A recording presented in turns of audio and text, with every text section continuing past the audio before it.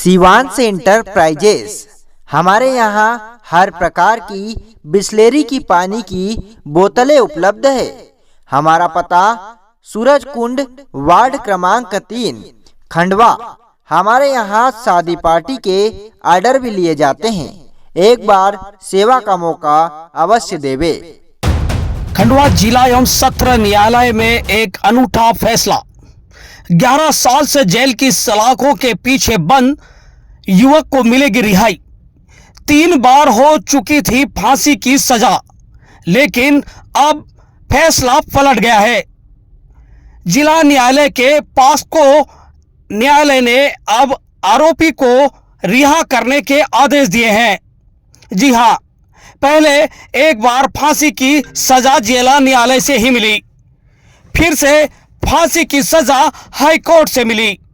Supreme court तक पहुंचा मामला, लेकिन बाद में उसे पुनर्विचार के लिए निचली कोर्ट पहुंचा दिया गया। जिले के पास्को न्यायालय ने फिर से इस फैसले पर विचार किया और उसे पुनः हाई कोर्ट जाना पड़ा, क्योंकि फिर मिली उसे फांसी की सजा। इस बार हाईकोर्ट ने निर्देश दिए कि इस मामले को गंभीरता से, गहनता के साथ फिर से विचार करके इसमें सभी पक्षों की सुनवाई की जाए। इसके बाद आज एक बार फिर ऐतिहासिक फैसला आया है और 11 साल बाद खालवा के खुशीलाल को रिहाई मिलेगी। जी हां, इंदौर की सेंट्रल जेल में फांसी की सजा के लिए उसे भेज दिया गया था, लेकिन 10 साल से लगातार वह अपनी सच्चाई के लिए लड़ाई लड़ रहा था। मध्य प्रदेश के न्यायालय सहित दिल्ली के न्यायालय तक पहुंचा और उसकी गुहार सुनी गई। आखिर में कानूनी बारीकियों और पेचीदगियों से होते हुए उसे न्याय मिला और उसे अब रिहाई मिलने जा रही है। 11 साल से पल पल मौत के खेलता हुआ खुशीलाल अब खुशी खुशी रिहा होगा।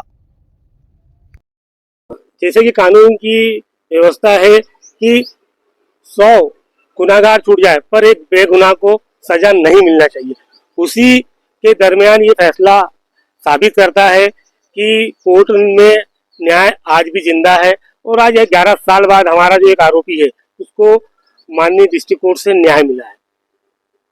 वर्ष 2013 का मामला था। छेगांव माखन थाना क्षेत्र के अंतर्गत गांव था। वहां एक 9 साल की बच्ची की लाश मिलती है और आरोप ये लगता है कि इस लड़की के साथ किसी व्यक्ति द्वारा बलात्कार करके उसकी हत्या कर दी। उसकी हत्या के 2 दिन बाद हमारा जो आरोपी था अनोखी लाल, जो कि रहने वाला खालवा का था, डाबिया गाँव का, उसको पुलिस लाती है, कस्टडी में बंद करती है और उसके खिलाफ केस बनाकर विदिन 15 दिन में चालान पेश कर देती है। इसके बाद 15 दिन के अंदर उसके केस का फैसला हो जाता है। 15 दिन ये खंडवा जिले का पहला पास्को का मामला था जिसमें फांसी की सजा सुनाई गई थी।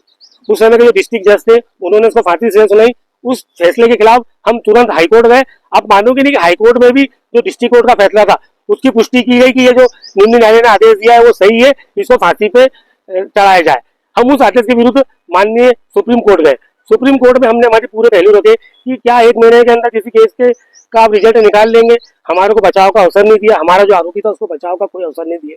फिर हाईकोर्ट ने डायरेक्शन दिया कि उसको बचाव का अवसर दिया जाए, इसका पूरा ट्रायल फिर से चालू किया जाए। फिर खंडवा कोर्ट में इस केस को रिमांड करके वापस भेजा। फिर इस केस का फिर से पूरे गवाह हुए।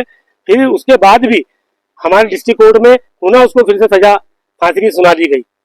उस फांसी की सजा के बाद फिर हम लोग हाईकोर्ट गए। फिर हाईकोर्ट ने कहा कि ये जो फैसला है दोनों कोर्टों का ये गलत है, ये डीएनए के आधार पर सजा दी गई थी। दोनों जो फैसले थे फांसी के वो डीएनए के आधार पर थे। हमने कहा कि डीएनए जिन लोगों ने किया उनको तो गवाह में बुलाते, पर कोर्ट में हाईकोर्ट ने हमारी बात को स्वीकार किया। और फिर यहाँ पर जो खंडवा में जो केस चला उसमें डीएनए जिन लोगों ने किया था उस प्रक्रिया को हमने दूसरी साबित किया कि वो जो प्रक्रिया थी वो गलत थी। फिर हाईकोर्ट के आदेश के बाद पूरी कोर्ट में ट्रायल चला। डीएनए की जो रिपोर्ट थी उसको हमने चैलेंज किया और उस चैलेंज में हम पाया माननीय कोर्ट ने कि ये जो डीएनए की प्रक्रिया अपनाई थी वो गलत थी और उसके आधार पर इसको सजा देना गलत है। और फिर माननीय यहाँ पर जो विशेष न्यायाधीश महोदय है पास्को, उन्होंने उसको बाइज्जत बरी किया। लगभग 11 वर्षों से लड़का फांसी की सजा में जेल में है।